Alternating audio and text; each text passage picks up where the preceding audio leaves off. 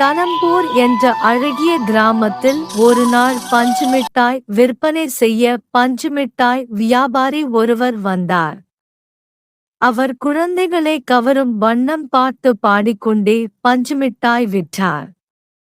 அந்த கிராமத்தில் இருக்கும் ஏழை வீட்டு சிறுமி தன் அம்மாவிடம் பஞ்சுமிட்டாய் வாங்கி தாருங்கள் என்றாள். அம்மாவிடம் காசு இல்லாததால் தன் மகளிடம் அதெல்லாம் வேண்டாம், ரொம்ப இனிப்பு, உனக்கு சளி மற்றும் காய்ச்சல் வரும் என்றாள். அந்த சிறுமி ரொம்ப அடம் செய்தால் எவ்வளவோ எடுத்து சொல்லியும் கேட்கவில்லை.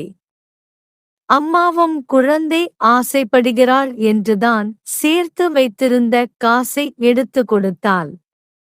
அதை வாங்கிக் கொண்டு பஞ்சுமிட்டாய் வாங்க தெரு பக்கம் ஓடினாள்.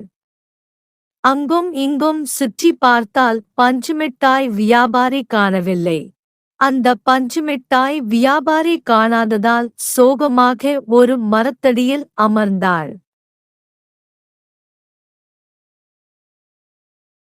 அப்போது அவள் பக்கம் ஒரு குருவி வந்து, என்ன ஆயிற்று, ஏன் சோகமாய் இருக்கிறாய் என்று கேட்டது.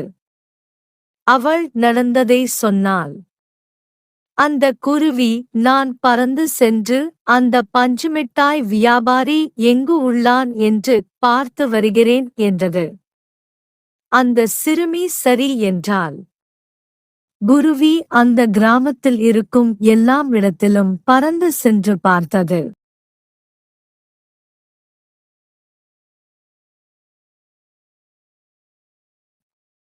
ஒரு வழியாக அந்த பஞ்சுமிட்டாய் வியாபாரியை கண்டுபிடித்தது. வேகமாக வந்தது அந்த சிறுமியிடம் அந்த பஞ்சுமிட்டாய் வியாபாரி இருக்கும் இடத்தை சொன்னது. அந்த குருவிக்கு நன்றி சொல்லிவிட்டு அந்த இடம் நோக்கி ஓடினாள்.